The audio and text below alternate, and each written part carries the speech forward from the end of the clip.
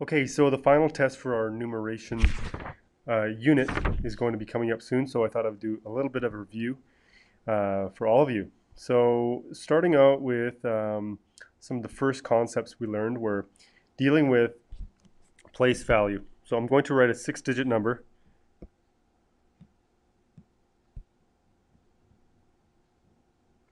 So don't forget that there are different periods, and the amount of numbers in each period is 3.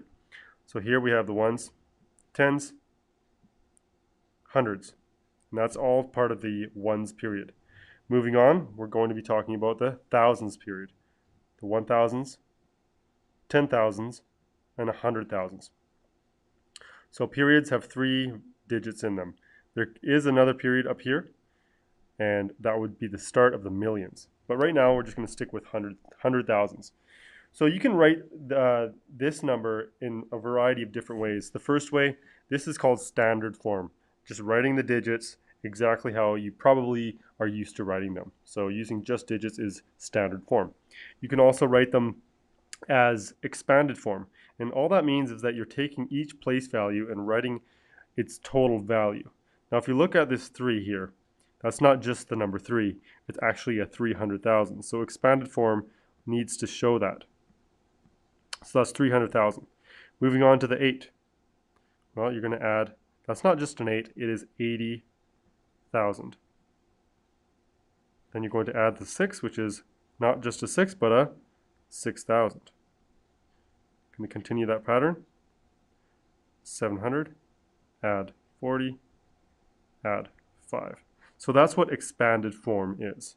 Now let's say that this number, 386,745, actually, let's say that the 4 was a 0.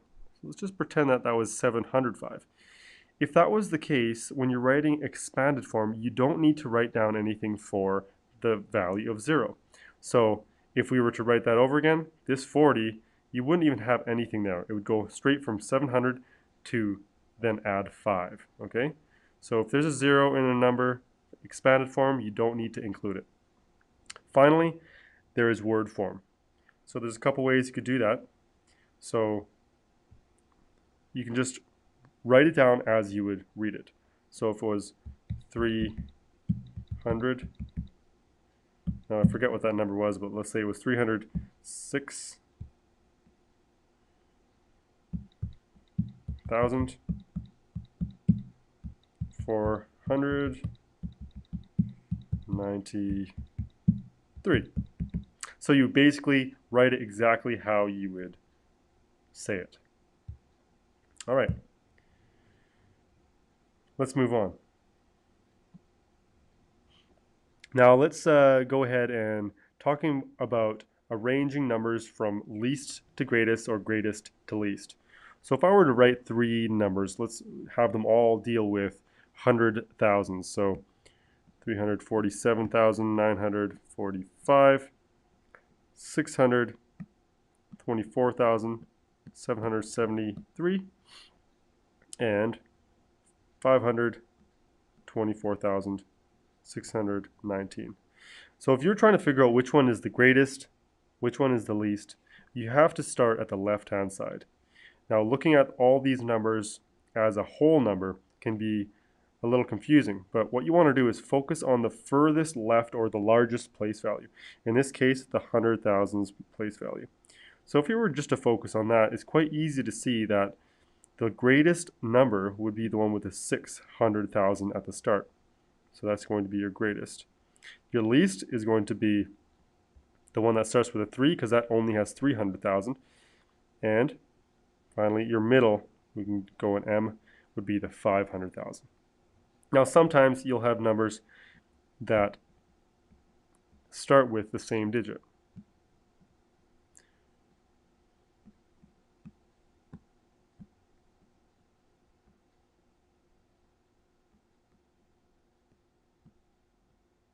Okay, so when you look at this, well, starting at the farthest left or the greatest place value doesn't really help you here. And when that happens, you want to focus on the next greatest place value.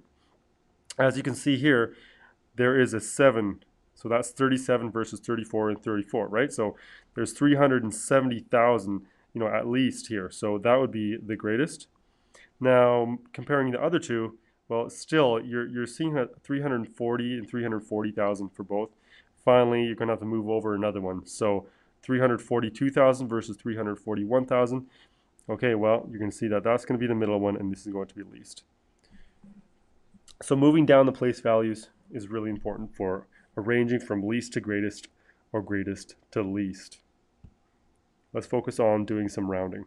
Let's say you were given the number 262,390. When you're rounding to the nearest of anything, there's certain strategies. For example, if I was going to round to the nearest 100,000, okay, well, I need to figure out which one is the 100,000. And it is right here. Using a number line, I can figure out that 200,000 would be the beginning, because 262,000 is between 200,000 and 300,000. Somewhere in between would be 250,000. So where does this 262 belong? To 262,000. Well, I think it would be somewhere over here because it's close, it's past the halfway point and getting close to 300,000. So in this instance, rounding to the nearest 100,000, you would say, I would call it 200,000. Oh, sorry, 300,000. That is wrong.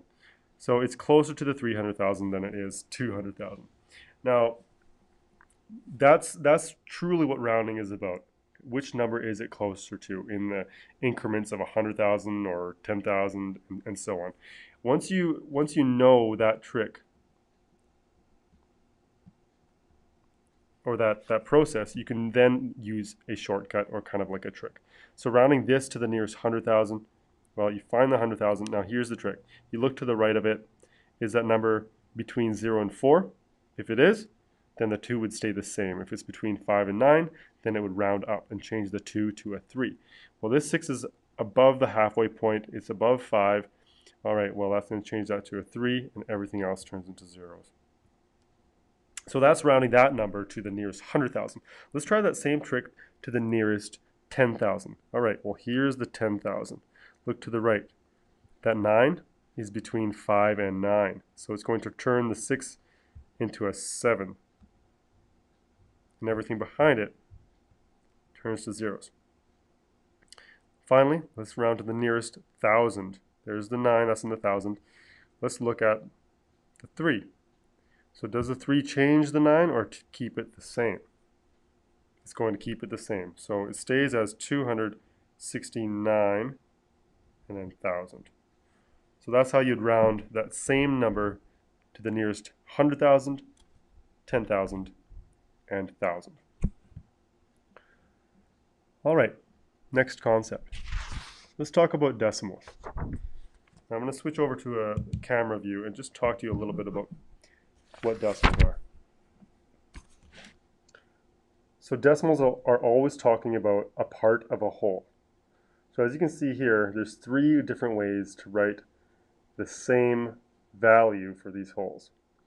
There's 3 different wholes. Now the first one can be called 4/10. All that means is that your one whole is divided into 10 equal parts, and then you're using 4 of those.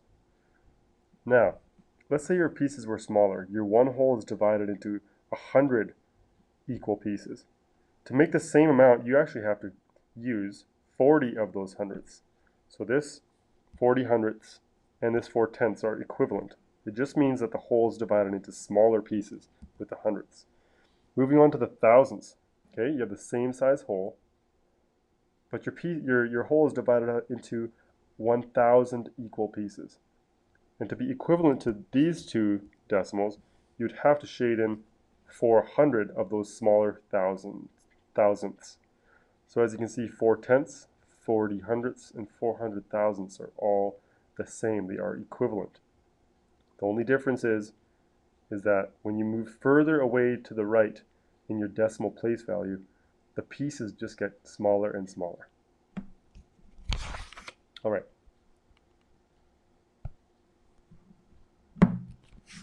So let's just talk a little bit about decimal place value. So at this point, you've been learning a lot about decimals with 3 place values.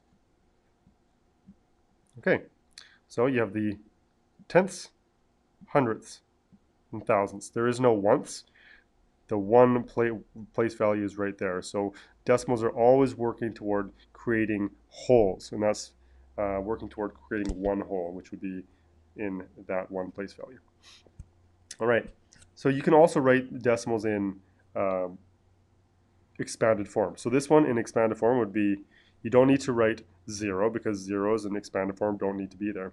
However, you can write the 10 tenths, so it'll be 0.3, 3 tenths. Then this 6, that's not just a 6, it's actually 6 in the hundredths. And finally, the 9 is not just a 9, and it's a 9 in the thousandths. Okay, so that's writing decimals in expanded form. Now, talking about rounding decimals, we've already watched a video on this, but I'll do another example. Let's go ahead and round some of these decimals.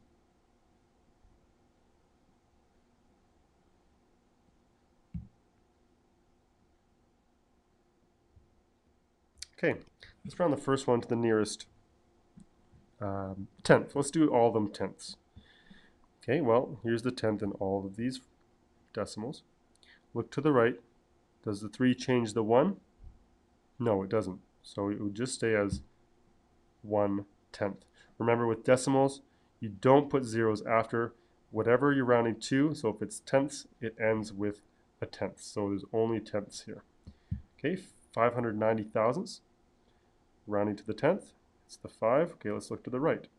Does the 9 change the 5? Yes, it does. So it would be 0.6 or 6/10. It ends in a tenth. Let's round to the nearest tenth here. Okay, you have 0 in the tenths. Look to the right. The 6, does it change it or keep it the same? It changes the 0. Okay, so it's going to go 0.1 or 1/10. So when you look at this, notice that these two decimals are completely different before the rounding, 139 thousandths and 67 thousandths. However, when you do rounding to the nearest tenth, they actually turn into the same decimal. So that can happen when you're rounding.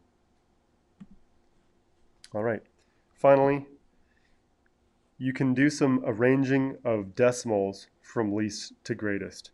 So let's say that you had some decimals like this.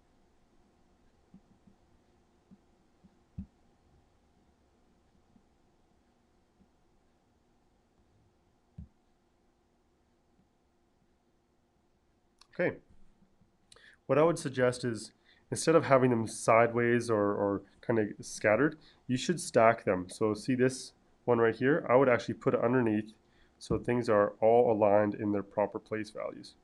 So notice you can see that all the 7s are stacked, the decimals lined up and everything. Now you can really have a good look at, what is greater, less than, or equal to. Now, start from the left-hand side, just like rounding or ordering whole numbers. So I'm going to start with the furthest left. So can we figure out which decimal is greater right now? No, because they all have the same value in the ones place value. Moving over. Now, can you see which one is greater than or less than? There's 2 that are the same and 1 that is less. So it's clear to me that the one that has a 0, that's going to be the smallest value. So that is going to be the least. We still can't figure this out to see which one's the greater, so we finally move over here. All right, which one is greater, the 9 or the 0? The 9.